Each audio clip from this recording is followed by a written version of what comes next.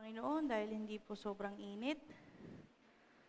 Di ba po? Dapat po pinagpapasalamat po natin ang konting hangin, ang init. Ang Dubai po ay sumailalim sa sobrang ulan dahil din naman po sa kanilang pakikialam po sa creation ng Diyos.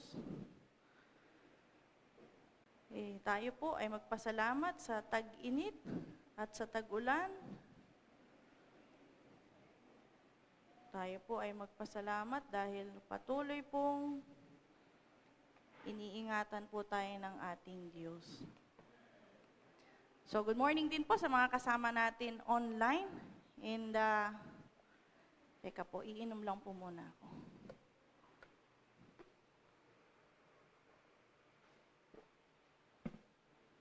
Sabi nga po, beat the heat. Minom po tayo ng tubig. Pwede rin pong Slurpee. Isang araw po, nag-Slurpee po kami. Ang sarap po nung pag napakainit po ng panahon. Pero wala po dito sa tabi nating 7-Eleven. Sasabihin ko na po sa inyo. Doon po kayo bumili sa La Guerta. O di kaya po sa, ang tawag doon? Katihan, papunta pong Katihan. May Slurpee po doon. Hindi po to endorsement. Sinasabi ko lang po pwede pong magpalamig. Pero sa kabila po ng init, praise the Lord, dahil nandito po tayong lahat at handang makinig sa salita ng Diyos. Amen. So, tayo po muna ay manalangin. Thank you, Father. Thank you, Jesus. Thank you, Holy Spirit. Maraming salamat po, aming Ama. Sa umagang ito, kami po ay dinala nyo sa lugar na ito upang sumamba sa inyong pangalan. Salamat din po dahil kami dinako nyo sa lugar na ito upang marinigan yung inyong napakagandang mensahe, pagpapaalala para sa bawat isa.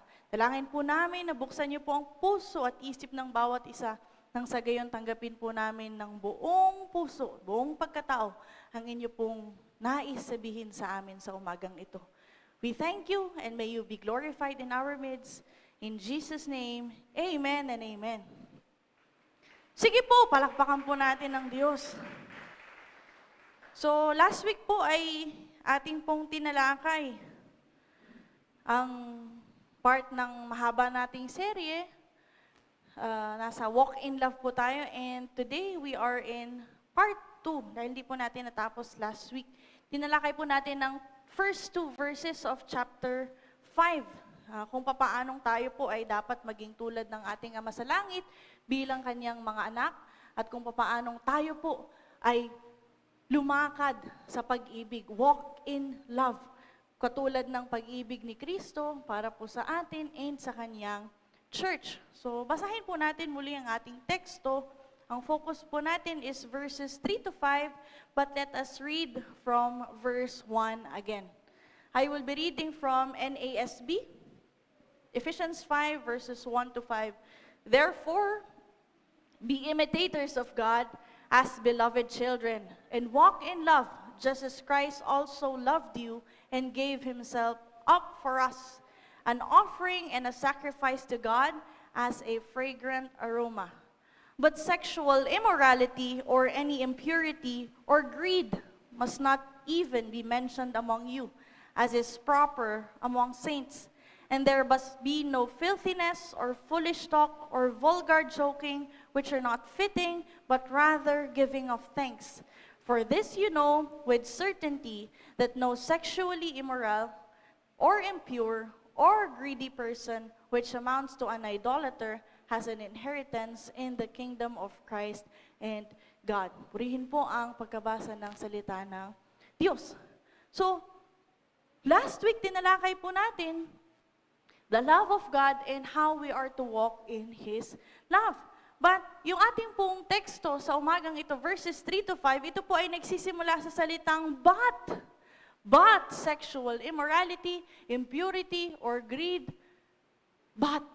Nagsimula po siya sa salitang but, and this word is a word of contrast. Nagbibigay po siya ng kabaliktaran. Sa ating pong first 2 verses na tinalakay, sinasabi po ni Pablo, ito ang dapat nating gawin. And in verses 3 to 5, sinasabi ni Pablo, ito ang mga hindi ninyo dapat gawin. Verses 1 to 2 talks about the selfless love of God. And verses 3 to 5 talks about the selfish lust of man. At nais po nating puntuhin sa umagang ito, ano pong pinagkaiba ng tunay na pag-ibig ng Diyos at yung inilalagay sa atin ng mundo na akala natin pag-ibig pero ito nga pala ay lust lamang. So, ang una po niyang sinabi, but sexual immorality or any impurity or greed must not even be mentioned among you. Ang sexual immorality po is a sin against God, and it is also a sin against other people. Genesis 39 verse 9, ito po ay ang storya ni Joseph nang siya po ay inaakit o pinipilit ng asawa ni Potiphar to sleep with her. Sa verse 9, sinagot po siya ni Joseph, "No one is greater in this house than I am. My master has withheld nothing from me except you, because you are his wife. How then could I do such a wicked thing and sin against God?" So ito po ay papatak sa adultery. Dahil si Joseph, ang kanyang amo is Potiphar, at si Potiphar ay may asawa, ito po yung nangaakit sa kanya. So ang sinasabi ni Joseph, pagka ginawa niya, o pag siya ay umoo, o pag siya ay nag-give in dun sa sinasabi ng asawa ni Potiphar sa kanya, he will commit a wicked thing and sin against God. Ang adultery po ay parte ng sexual immorality. And so, we know that sexual immorality is a sin against God. Mahalaga pong sinasabi natin explicitly so that we all know and we are on the same page na ang bagay na ito, ang adultery, pakikiapid o immorality ay hindi po tama, ito po ay kasalanan sa Diyos. But also, sexual immorality is also a sin against others. Psalm 51 verse 4, ito po ay salmo ni David. At kung makikita niyo po sa inyong mga Bible, yung title po doon na nakalagay, for the director of music, a psalm of David when the prophet Nathan came to him after David had committed adultery with Bathsheba. So nung si David po ay nag-commit ng adultery kay Bathsheba, ito po yung kanyang isinulat. Verse 4, he says, "Against you, you only have I sinned and done what is evil in your sight, so you are right in your verdict and justified when you judge." Again, David knows that this is a sin against God. Isa pa pong verse, 1 Thessalonians 4, 3-6, na magpapakita po sa atin that this is a sin against other people. It is God's will that you should be sanctified, that you should avoid sexual immorality, that each of you should learn to control your own body in a way that is holy and honorable, not in passionate lust like the pagans who do not know God. And that in this matter, no one should wrong or take advantage of a brother or sister. So, this is a sin against a brother or a sister or iba pong tao. You sin against God and you sin against people when you commit sexual immorality. But, sexual immorality is also a sin against the self. 1 Corinthians 6:18, "Flee from sexual immorality. All other sins a person commits are outside of the body. But whoever sins sexually sins against their own body." All other sins, ito po ay kasalanan sa Diyos or kasalanan sa Diyos at sa kapwa. Pero ang sinasabi po sa atin ng salita ng Diyos, when we sin sexually, we also sin against ourselves. Di ba po? Yung mga kasalanan, halimbawa kasalanan sa Diyos. Pag ikaw ay nag-disobey sa inuutos ng Diyos, kapag ka hindi mo pinapahalagahan or you don't regard, behold, the day of the Lord holy. Hindi mo pinahahalagahan ng Sunday. Do I sin against the Lord? Kung ikaw ay magkakasala sa iyong kapwa, ito'y kasalanan din sa Diyos. Kung ikaw ay magsisinungaling sa iyong magulang, kasalanan to sa iyong kapwa, kasalanan din sa Diyos. Kung nanakit ka ng kapwa mo, kung ikaw ay pumatay,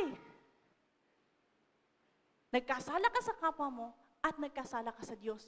But when you sin sexually, you sin to God, you sin to other people, and you sin to yourself. Why?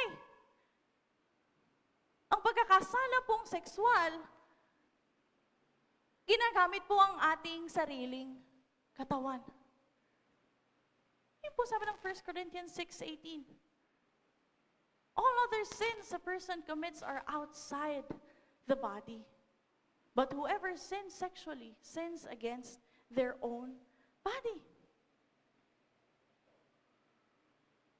Ang salita pong sexual immorality in its original Greek word is the word porneia or fornication. So ito po, malamang sa malamang ang origin ng English word na pornography, porn.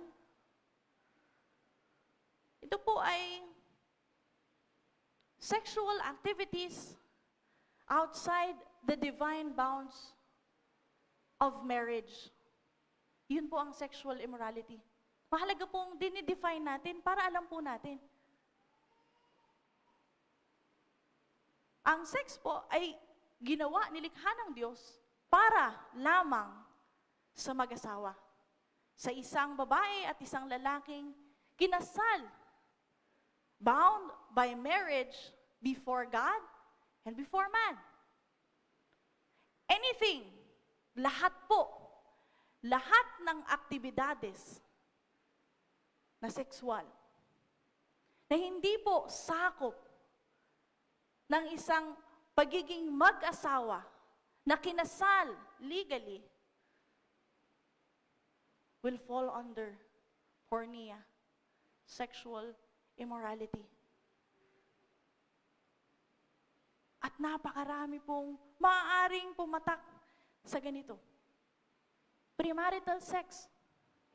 Hindi pa po mag-asawa, but engaging in an intercourse that is under sexual immorality. Cohabitation or living in. Pinaganda na lang po ng panahon ngayon, ginagawa nilang cohabitation ang tawag. Pero yung pagli-live-in po, kung kayo ay hindi kinasal, hindi kayo bound by the law, na kayo ay husband and wife, kahit nasabihin niyo po sa buong mundo na kayo ay nagmamahalan against the law and against God, ito po ay hindi nararapat. Because it is outside the bounds of a divine bond that is called marriage.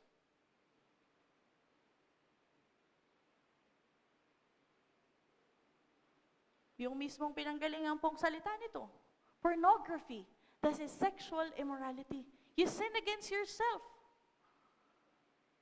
Kapag ang tao ay nanonood ng mga panooring hindi nararapat, in the first place, hindi dapat ito pinapanood kahit nasa mag-asawa. Hindi ito dapat nire-record, hindi ito dapat pinipicturan, binibidyohan. Pero napakapalasak na po. Base po sa mga studies, wala pong nakakatalo sa industriya ng pornography hanggang ngayon. In the US, in the Philippines, in Asia, wala po. Number 1 siya sa industriya na kumikita at patuloy na kumikita. Adultery, pakikiapid, homosexuality, o hindi lang po homosexuality, ang dami na po kasing pangalan po ngayon. Prostitution. At maaari pong marami pa pong hindi ako nabanggit. Sa pamantayan po natin, lahat ng mga bagay na ginagawa na hindi naman nararapat sa hindi mag-asawa, ito po ay papatak ng sexual immorality. Nakakalungkot po sa ating pong panahon.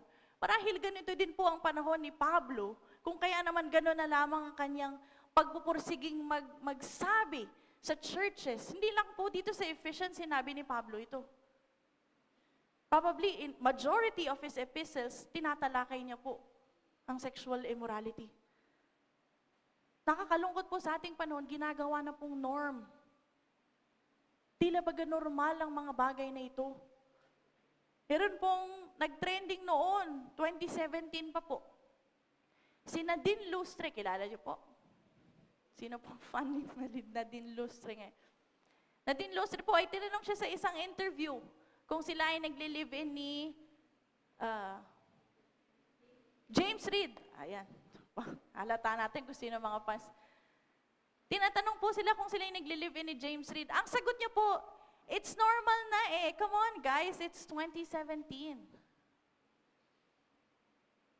At ito po ay naging imbis na siya po ay kagulantangan ng madla, ito po ay naging palasak na kadahilanan para sundan ng maraming kabataan.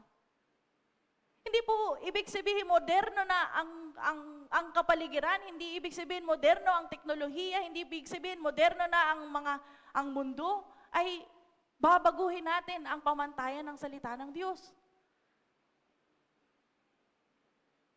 Hindi po ibig sabihin moderno na ang mga kasuotan ng tao ngayon ay papalitan na natin ang pagiging sacred ng marriage bed. At dahil po doon, marami pong mga kabataan ang sumusunod sa ganitong pag-iisip, mindset po. Ano ba kayo? Masyadong primitive. 2024 na nga eh. At ito po ay parang normal na lang sa mga tao. Ang mga vloggers po ngayon, mga content creators, madami po kong nakikita, ang usual content nila o paboritong content na mga vloggers, lalo na yung sa merong mga girlfriend o merong mga asawa, ipaprank nila na meron silang ibang girlfriend, meron silang kinakasamang iba, meron silang kabit. Nilalagay sa media na ito'y maging katatawanan. But brothers and sisters, this is not something to be laughed at. Ang kasalanan po ay kinamumuhian ng Diyos. Kung kaya kung tayo, natatawa tayo sa humor na ganitong klase, baka po napopoison na po ang ating mga isip. Kaya po yung mga vloggers ngayon, na kunyari, merong nakitang na damit ng babae sa kanyang sasakyan, ipaprank niya yung kanyang asawa, and it's so funny to many people. Brothers and sisters, sin is not funny. Hindi po tayo dapat naaaliw sa kasalanan at ito po yung ginagawa ng mundo. Unti-unti niyang ini-inject nang sa gayon tanggapin ng mga tao na ito ay hindi kasalanan. Ito ay okay lang. Masyado naman kayong mahigpit. Brothers and sisters, ang salita po ng Diyos ay hindi magmamaliw kailanman at hindi po ito magbabago. We should not add nor take away anything from the Word of God. Ang pornography po ay hindi lamang doon sa mga secret sites na lamang ngayon. Mag-agree man kayo sa akin o hindi, pero sa mga simpleng movie, nag-i-insert na po sila ng pornography. Meron pong sumikat na movie, 50 Shades of Grey, brothers and sisters. Kung kayo po ay kasama sa nahahalina, hindi naman to meron lang mga scenes na you should wake up. Ginagawa po ng media ang lahat ng makakaya niya. Ito po ay sa kapangyarihan ng kaaway. Para ilagay sa isip ng mga tao, ang bagay na ito ay okay lang. Ito ay masaya. Just like how the serpent asked Eve. So binubulong ng kaaway ngayon sa mga tao. Talaga bang masama yan? Ano lang naman Counting sin lang naman. Pero hindi po natin napapansin, ang mga kabataan po ay nalululong na sa ganitong, kahit po teleserye. Meron pong nag-trending din noon. Hindi ko po alam kung meron sa inyong nagfa-follow kay Joshua Garcia. Pasensya na po, pero siya kasi ay artista. Meron po siyang scenes in Darna and Unbreak My Heart. Darna with yung kontrabida po si Janela Salvador and Unbreak My Heart with Jody Santa Maria. Nag-trending din po ito. Ito po ay parang dati, hindi pwedeng magpalabas ng ganun sa TV eh. Pero ngayon po, unti-unti na nilang nilalagay na pwede na yung ganitong mga scenes. Brothers and sisters, tayo po ay maging mapagmasid. And we should stand our ground because the Word of God says sexual immorality is a sin in any form. Kahit na ito po ay nagmumula pa lamang sa ating puso, napupunta sa ating mga mata, ito po ay kasalanan na. And even in games, Roblox, ilang beses po natin itong nais ipaintindi sa mga bata po natin dito. And praise the Lord, sila po ay sumunod. Sumunod po, no? Kaya po nasa atin din po yung responsibility, bukod po sa mga magulang, sa mga teachers po, I challenge you. Take the responsibility. Bantayan po ninyo ang mga bata.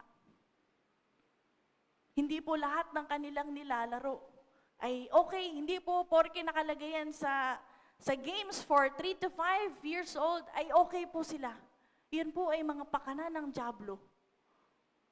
Para po mamulat sila sa mga kung ano-ano pong kasalanan. Yung Roblox po, nabanggit na rin po ni Pastora sa preaching yun, na meron pong mga explicit na mga activities na pwedeng gawin doon sa mga characters in Roblox. At meron pong mga manyak na nakaabang sa mga Roblox, sa mga players ng Roblox na mga bata na pwede nilang mapain. Hindi na lang po doon sa pornographic sites, hindi na lang po doon. Movies, teleserye, games, at kung ano-ano pa po.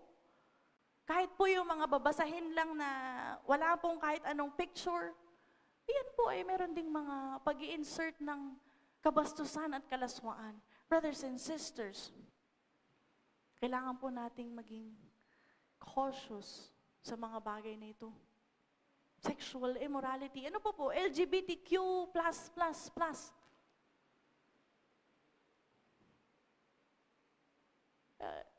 Masyado na pong marami silang karapatan. No? Meron na po silang isang buong buwan para mag-celebrate. Hindi na pwedeng tumanggi ang mga eskwelahan. Dinidiscuss din po yan sa mga seminaries. Dahil po kung sasabihin mo, hindi pwedeng tumanggi ang eskwelahan at ikaw ay isang seminary, paano po? May pamantayan po ang isang seminaryo. Requirement ka, dapat worker ka ng church bago ka pumasok. Pero ang dami na pong nangyayari.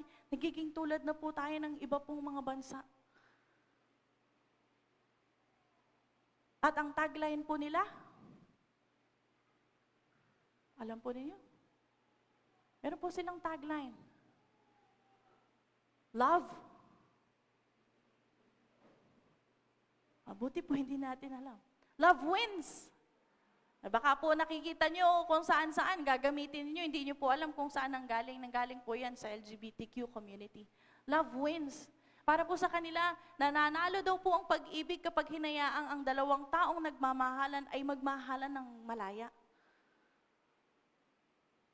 But brothers and sisters, huwag po nating hayaan na mag-iba po ang ibig sabihin ng love. We mentioned last week that God is love.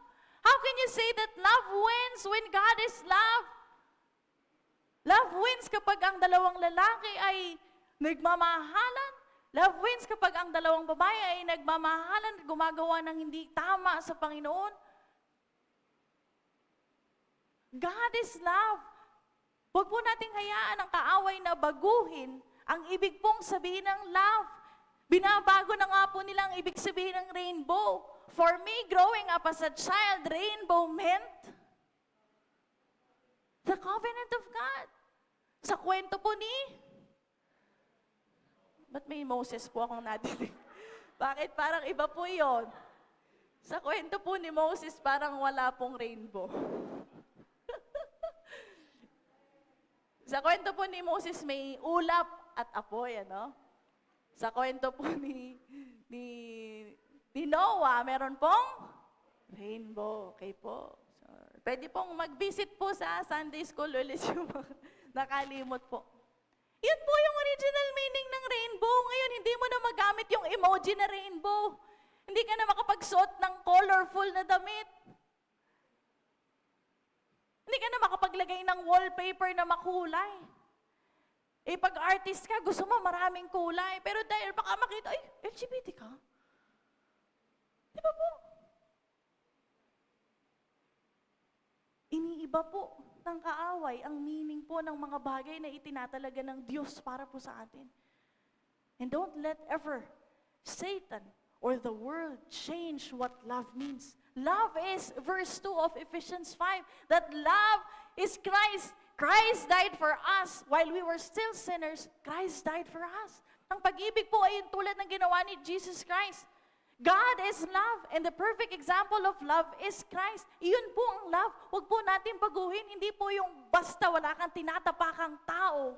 Hindi po tungkol sa pag-aapak ng tao ito. Ang pag-ibig po ay tulad ng ginawa ni Kristo Jesus para po sa atin. Kaya po kailangan din po tayong maingat sa mga pinapanood natin.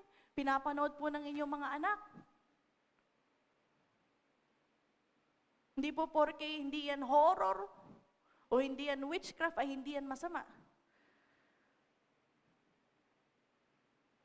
Ang true meaning po ng love is God and His selfless love.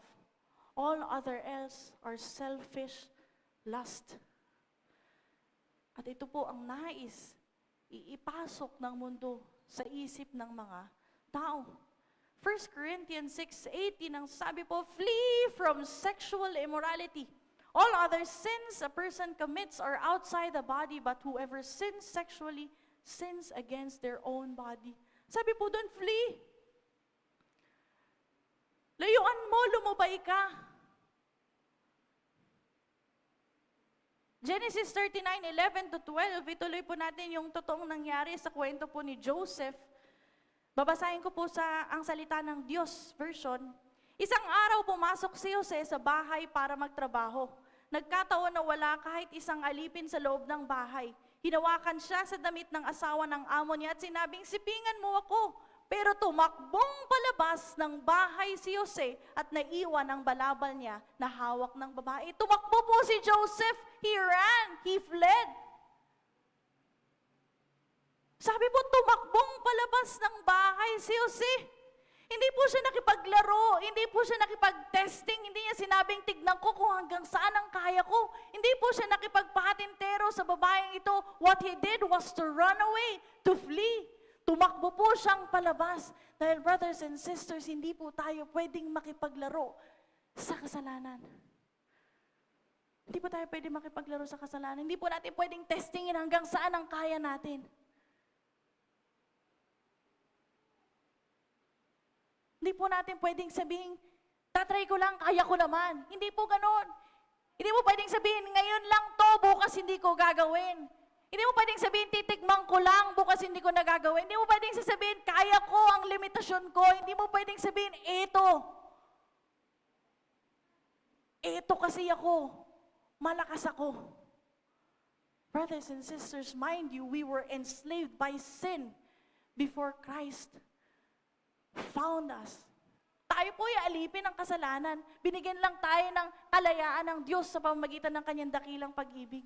Kaya kung ikaw ay makikipaglaro sa dating umaalipin sa iyo, isang kahibangan yan.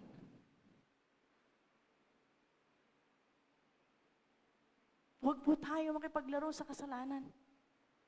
Huwag po tayo makipaglaro sa temptation. Because Satan is on the move. The devil is at work to get you. Lalo nang ikaw na nakarinig na ng salita ng Diyos, lalo nang ikaw ay naka-experience na ng pag-ibig ng Diyos, lalo nang ikaw naglilingkod na sa Diyos, the devil is at work to get you.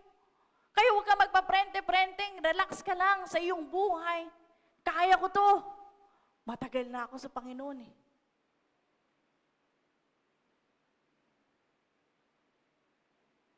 Huwag po nating gawing biro ang banal na dugo na tumigis sa krus ng Kalbaryo. Huwag po natin gawing biro ang 50 lashes minus 1 na tinanggap ni Jesus Christ sa kanyang katawan. Huwag po natin gawing biro ang death and the resurrection of Jesus.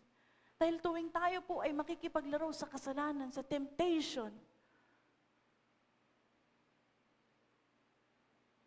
para nating sinasabing walang bisa ang ginawa ni Kristo Jesus. Sabi po ni Pablo, you are crucifying Christ all over again. Sa play po nga natin, ang dami pong naiiyak. Iyak na iyak po sila nung pinapako na po si Jesus, si Kuya Justin. Namimilipit po siya. Nakita ko po yung mga audience. Pero umiiyak na. Pag-aalalahanin po natin kung paano pong pinatay si Jesus Christ para sa atin, iyak na iyak po tayo. But when we sin, nalilimutan po natin yun. And when we play with sin, brothers and sisters, we play with the finished work of Jesus Christ on the cross. Wala pong ibang goal ang kaaway kundi ikaw ay mapalayo sa ating pong Diyos at mabaon muli sa kasalanan. Hindi po mauubos ang mga pakulo ng kaaway. Para po, lalo na sa mga taong nakarinig na ng pag-ibig ng Diyos. Kaya, brothers and sisters, sa mundong puno ng tukso, tumakbo ka sa Diyos. Pag andyan ang tukso, tumakbo ka. Run as fast as you can. Run away. Tumakbo kang palayo at tumakbo kang palapit sa Diyos. Dahil wala pong ibang makakatulong sa iyo kundi ang Diyos. Tumakbo ka sa kaibigan mo, pareho lang kayo. Tumakbo ka sa ibang bagay para mabaling ang iyong isipan sa ibang bagay, mas lalong lalalayan. Brothers and sisters, kung merong tukso sa harapan mo, wala ka nang ibang dapat gawin kundi tumakbo. Sexual immorality or any impurity. Ang salita pong impurity is the Greek word akatarsia, which means uncleanness or impurity. Ito ay nanggaling sa salitang akatartos, which means unclean, impure. Sounds familiar?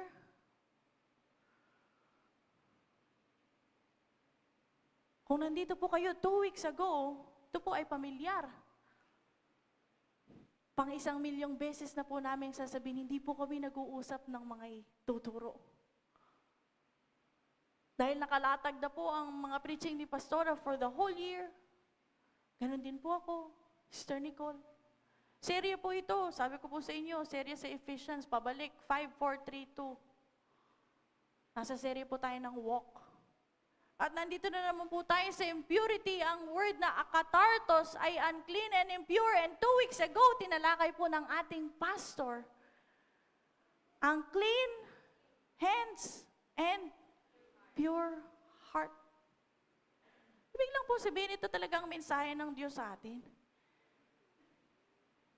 Kung nais pong ipagdiinan ito sa atin ng Diyos, ipagdidiinan niya po ito sa atin. Matthew 23:27 to 28. Woe to you, teachers of the law and Pharisees, you hypocrites! You are like whitewashed tombs, which look beautiful on the outside, but on the inside are full of the bones of dead, and everything unclean. In the same way, on the outside you appear to people as righteous, but on the inside you are full of hypocrisy and wickedness. Ang salita pong akatartos ay yung salitang unclean. Sabi po sa Tagalog in verse 28, ganyan-ganyan kayo. Dahil kung masdan kayo ng mga tao ay parang tama ang ginagawa ninyo, pero sa loob ninyo ay puno kayo ng pagkukunwari at kasalanan. Tulad po nung tinuro sa atin ni Pastora 2 weeks ago, ang pagiging pure in heart ay yung wala pong pagkukunwari at wala pong ibang motibo. Tanong, sino ka ba talaga?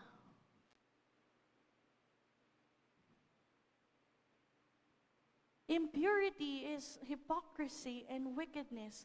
Maring ang tingin po ng tao sa atin ay mananampalataya tayo, pero paglabas po ng church, sino ka bang talaga?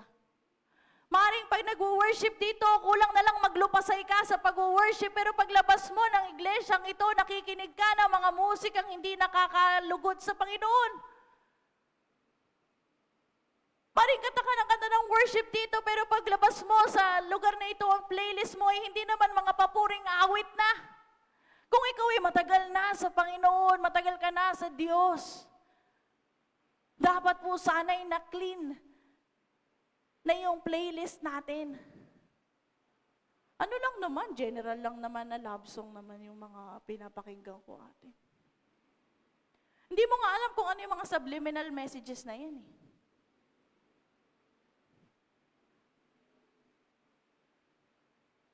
Tulad nung kanta noon pa, yung Barbie Girl, I'm a Barbie Girl. Kung pakinggan niyo po ngayon yun, kung matanda na kayo, kung may isip na kayo, matatakot po kayo sa mga sinabi ng lyrics eh. Pero akala natin, nung bata pa po tayo, para lang siyang, wow, danceable.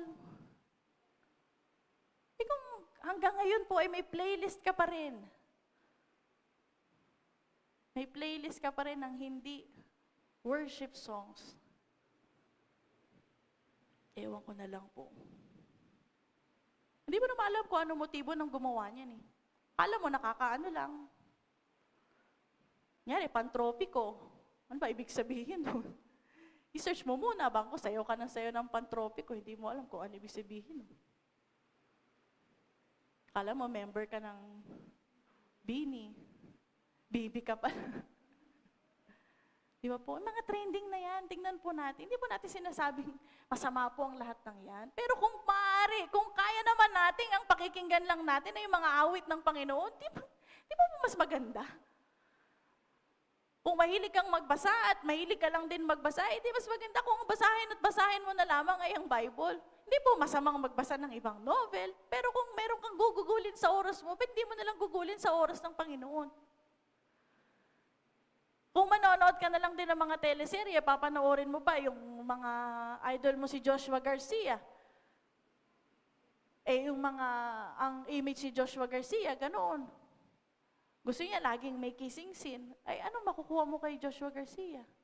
Gusto mong gawin na rin ito sa buhay mo. Tingnan po natin. Kung meron namang papanoorin na patungkol sa Diyos, eh panoorin po ninyo.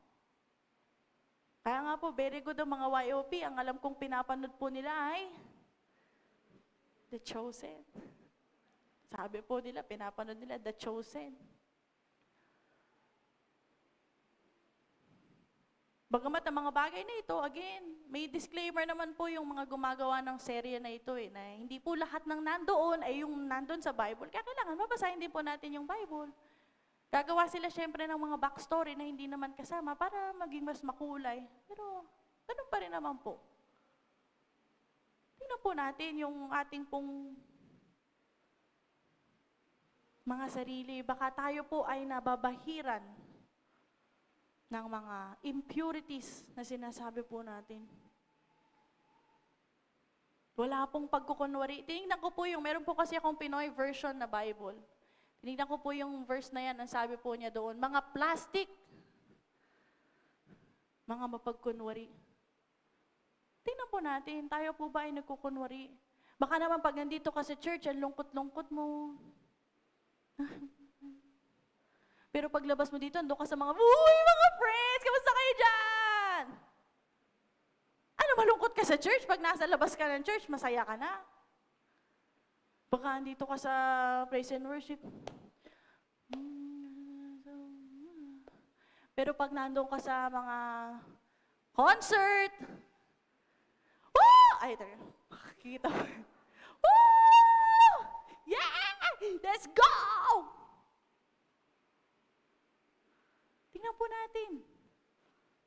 Basahin niyo po yung Pinoy version. Masakit pong basahin, mga plastic. Fellowship tayo dito. Sige na, nakikinig lang ako. Oh. Pag niyaya ka na sa coffee sa labas na iba mong friend, uy, alam mo ba, may kwento. Tingnan ako muna. Ito naman, lagi naman siya eh. kwento, bangkang-bangka ka. Tingnan po natin kung meron tayong dalawang personalidad. Impurity po yan.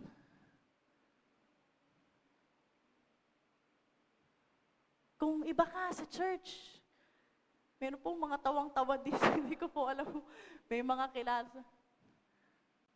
Kung iba ka sa church, iba ka sa friends mo, na hindi taga-church, tanungin mo na yung sarili mo, sino ba ako talaga? Hindi po pwedeng mag-iba ang personalidad natin base sa kasama natin. If you are outside of the church and you're a Christian, you are still a Christian. Kung kasama mo ang mga katrabaho mong hindi mananampalataya at sila ay mag-uusap ng hindi ka lugod-lugod sa Panginoon, ikaw ay Christian pa rin. Kung kaya, anong dapat mong gawin? Tumakbo ka, umalis ka, flee. Hindi porke ang mga kasama mo ay mga Christian, mga staff, mga nagbabible sa, alam mo, ang ganda nung devotion ko talaga kanina eh. Ang Greek word niya, Greek. Talagang inaaral ko yung Greek niya. Ganon. Tingnan po natin, huwag po tayo magkakaroon ng split personality. Alam ko po, parang sakit po yun eh, split personality. Impurity po ang sabi ng ating pong talata. Sabi po natin sa Greek, no, pagka gumagamit ng dun sa salitang or alpha plus, ito po ay negation or without. Ang word na akatarsia ay galing po sa salitang katairo,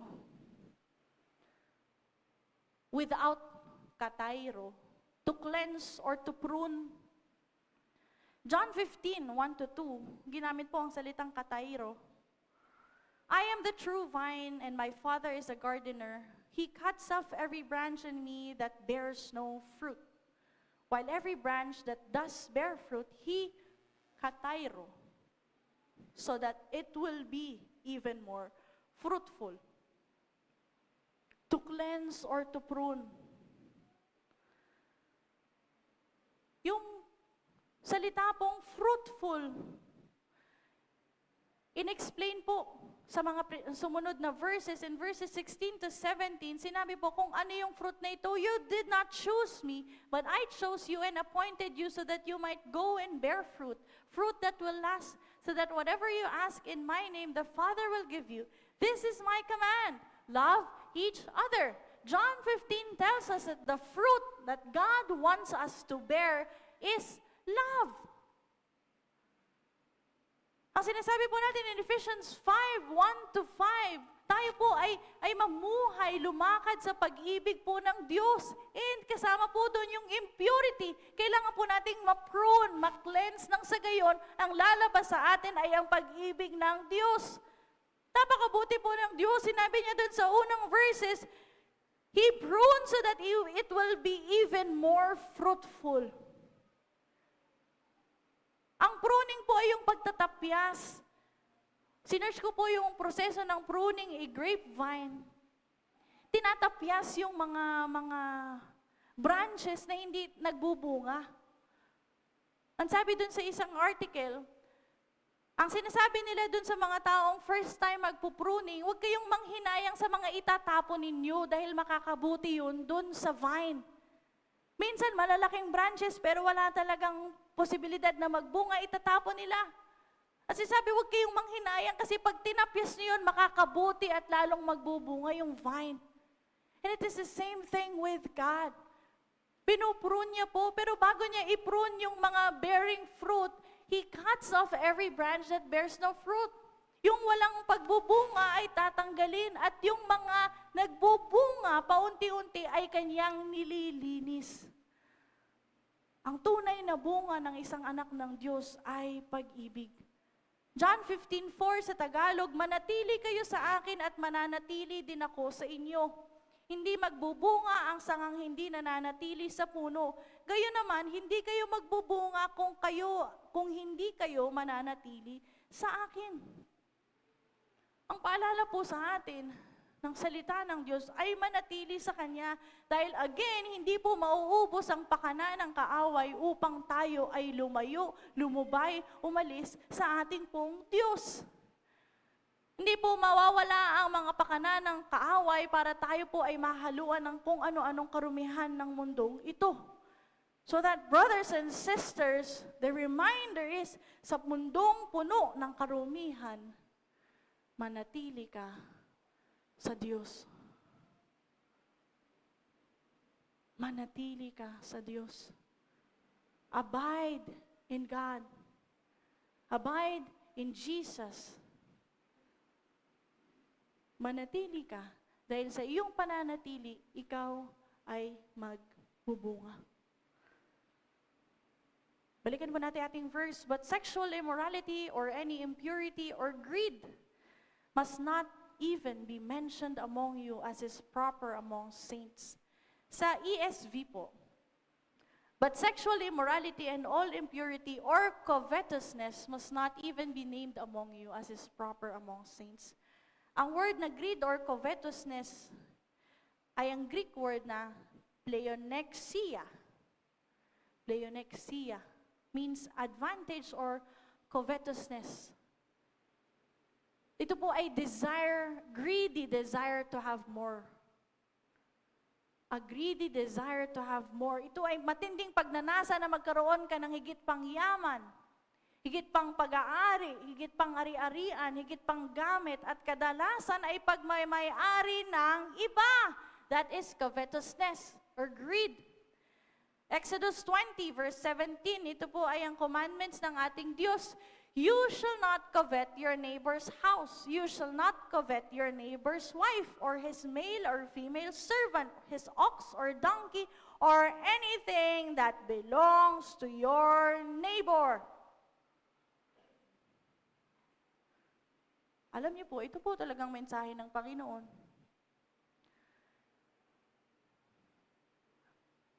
Ang command ng Panginoon, huwag mong pagnasaan yung bahay ng kapitbahay mo, huwag mong pagnasaan yung asawa ng kapitbahay mo, huwag mong pagnasaan yung donkey niya, huwag mong pagnasaan ang anything na pagmamayari ng kapitbahay mo. Ba't ka ba tingin ng tingin sa kapitbahay mo? Ang tingin ng tao, the grass is always greener on the other side. Pero may nag-counter na po dyan, the grass is always greener where? Hindi nyo pa nadinig. Where you water it. Tayo po ay mahilig kasing tumingin sa iba. The opposite of covetousness is contentment. Kulang po sa contentment ang tao. Kaya po ganito. Ang pag-iimbot, ito po ay Tagalog ng covetousness. Ang pag-iimbot po ay bunga ng hindi pagkakaroon ng kasiyahan sa kung anong meron tayo ngayon. Hindi tayo makontento sa kung anong meron tayo. Ang gusto mo yung meron siya, ang gusto mo yung meron sila, ito nga yung wala ka. Di mapupunta sa clean hands and pure heart na naman. Huwag na po nating sabing tsinelas, may bagong cellphone yung kaibigan mo. Kapapalit mo lang din, nasira yung cellphone mo, nagpalit ka naman din, pero may bago siyang cellphone, parang mas maganda yung gusto ko rin ng bagong cellphone. May bagong sasakyan yung office mate ko. Ay ako, nagko-commute, tagal-tagal ko na nagko-commute Nakakakain sila sa masasarap. Talagang grabe, parang sasarap ng mga kinakain nila. Iba naman ang sweldo ninyo.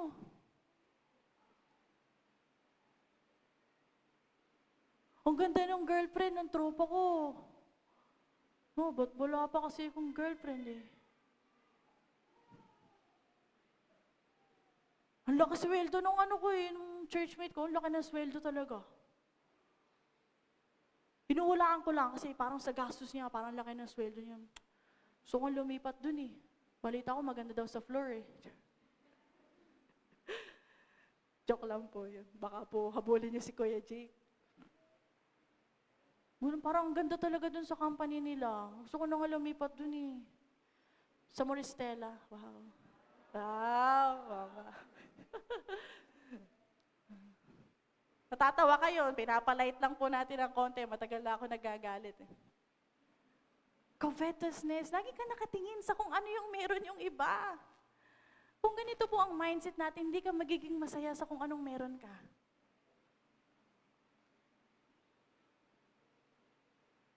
Tingin ka ng tingin doon sa cellphone niya, maganda naman yung cellphone mo. Gumagana naman. May filter naman. Tingin ka ng tingin doon sa kumpanya ng kaibigan mo. Hindi ba kayo pareho ng field? Ang ganda talaga doon sa Philippine Montessori. Hindi ka naman teacher, anong gusto mong gawin? Parang ganyan sa Moristela, hindi ka naman doktor. Anong gusto mong gawin? Lagi tayong nakatingin doon sa iba. Ito po ay pag-iimbot. Hindi ka makontento doon sa kung anong. Ayoko na talaga magtrabaho. Parang maganda talaga yun, naka-business lang business lang. Parang walang ginagawa. Hala ka, tanongin niyo po yung mga may business dito. Okay mo paano? Relax lang ganyan. Gusto ko yung trabaho niya na lagi siya nasa field. Parang ang saya nun. Abay, tanongin niyo po yung mga nasa field.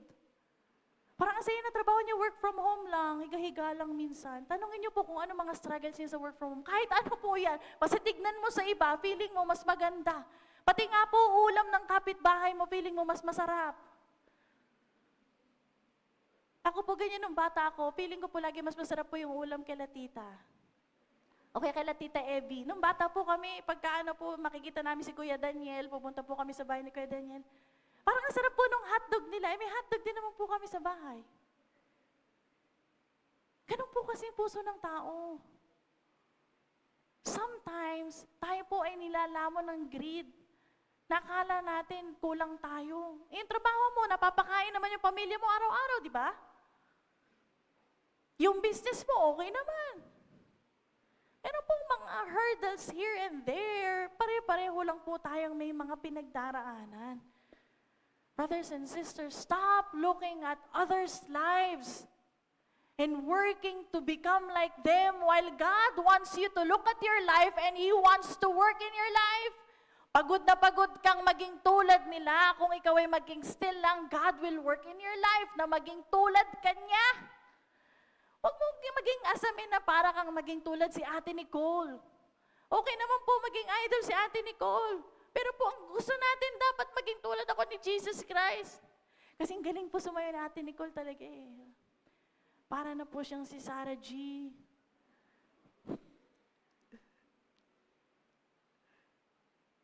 Amiga na po sila ni Sarah G. Tapos ang ganda ng family niya, ang ganda ng boses niya. Talaga po. Pag tayo po tumingin sa tao, mamawala po tayo sa focus. Sabi po ng kanta, turn your eyes upon Jesus. Wala pong masama na humahanga po tayo sa iba. Hanggang paghanga po, pero wag mong nasaing maging buhay mo ang buhay niya. Contentment is the opposite of covetousness. At kung ganito po ang mindset natin, hindi po tatagal. Ang laman ng puso natin dadaloy sa ating mga kamay nang sa gayon gumawa tayo ng mga bagay para makamta natin ang gusto natin. Gusto mo yung cellphone niya? O kukunin mo yung cellphone niya.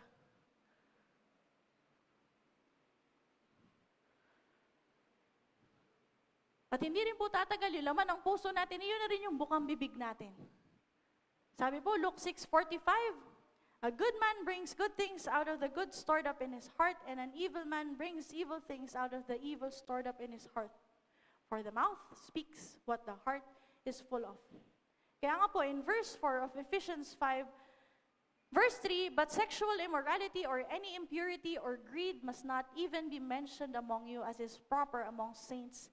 And there must be no filthiness or foolish talk or vulgar joking which are not fitting, but rather giving of thanks. Sa Tagalog po, huwag din kayong gagamit ng anumang malaswa o walang kabuluhang pananalita at pagbibirong di nararapat.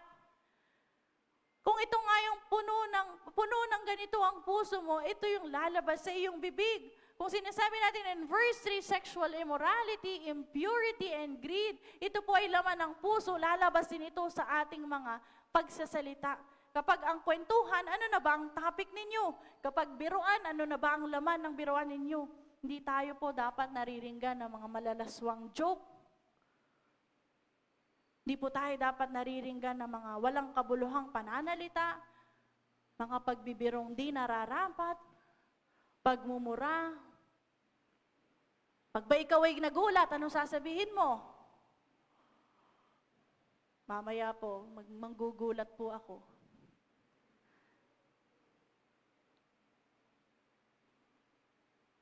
Di ba po, pag nagulat ka, anong pwede mong sabihin? Anong pwede sabihin? Nagulat ka!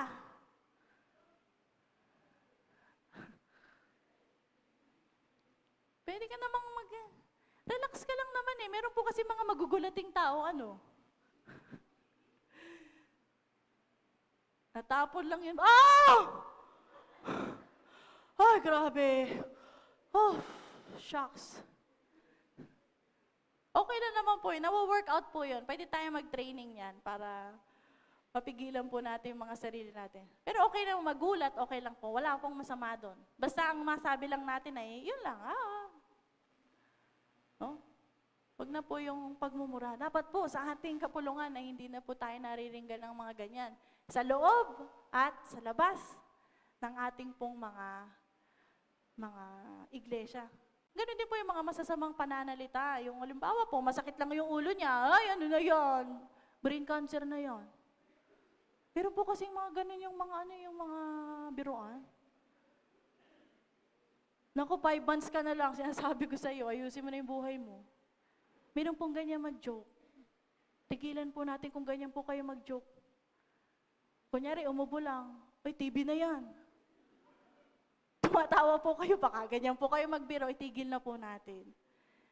Tigil na po natin. Nakalimutan lang, hindi ko maalala yung Alzheimer's. Ako, may Alzheimer's na yan. Sinasabi ko sa iyo, katandaan mo na yan eh. Huwag po ganun.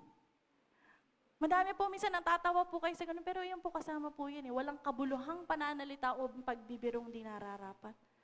Dahil po makapangyarihan po ang ating pong mga bibig. No? Mga walang kabuluhang pananalita, kung ikaw tuwing may kausap ka, sasabihin mo yung hinanakit mo dun sa isa mong kaibigan, ba't hindi mo siya diretsuhin? Lahat na ng tao sa buong barangay sinabihan mo maliban sa kanya. Tigil mo na yan, division yan. Mga ganun pong pagkakwentuhan. Tuwing magpo-post ka, huhulaan ng tao, ano ba nangyari sa kanya? Hala, break na ba sila? Hoy, parang magpapakamatay dun sa post niya, i-message nyo. Tuwing magpo-post ka, huhulaan ng tao nang nangyayari sa'yo. Pero pag tinanong ka, kamusta ka? Okay lang po. Tigilan mo na yun, nagdalagay ka ng confusion sa mga tao. Kung gusto mong tulungan ka dahil malungkot ka, lumapit ka sa tamang tao.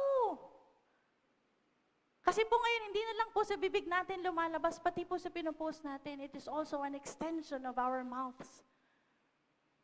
So huwag po tayo magbigay ng confusion sa mga taong ipoproject mo, malungkot ka, hindi mo alam kung ano nararamdaman mo. Kung malungkot ka, sabihin mo sa taong pwedeng manalangin sa'yo, sabihin mo sa Diyos. Kung hindi mo kailangan i-post, huwag mo nang i-post. Magkasala pa ibang tao kakaisip kung anong ginawa mo. Tingnan po natin, no? Yung mga lumalabas po sa ating mga bibig. Sabi po doon, as is proper among saints. Among saints, tayo po ay tinawag na saints. Ang saints po, ang word na saints ay the Greek word hagios.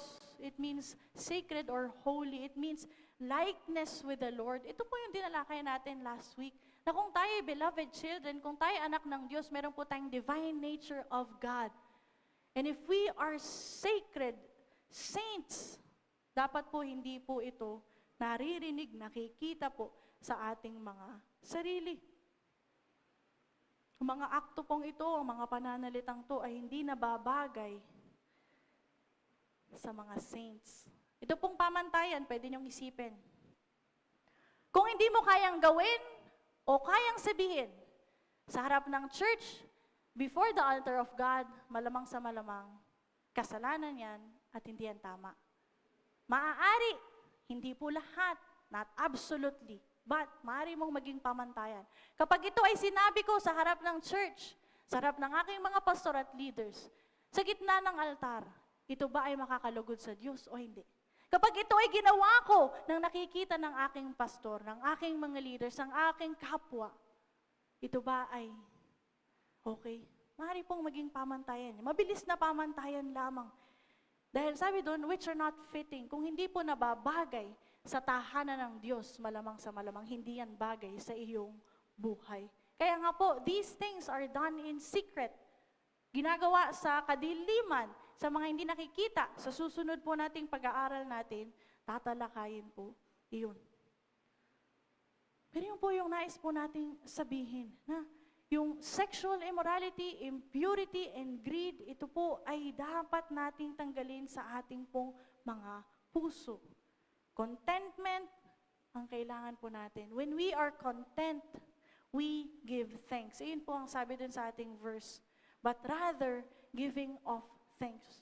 So, brothers and sisters, sa mundong puno ng pag-iimbot, pagkainggit, pagkukumpara, magpasalamat ka sa Diyos. Magpasalamat ka sa pamilya mo. Kung ikaw ay single, magpasalamat ka sa Diyos dahil marami kang time for the Lord. Kung ikaw ay may asawa, magpasalamat ka sa iyong asawa.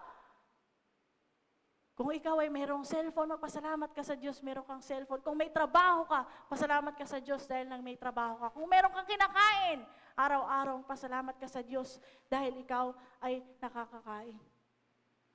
Giving of thanks to God is the key, brothers and sisters.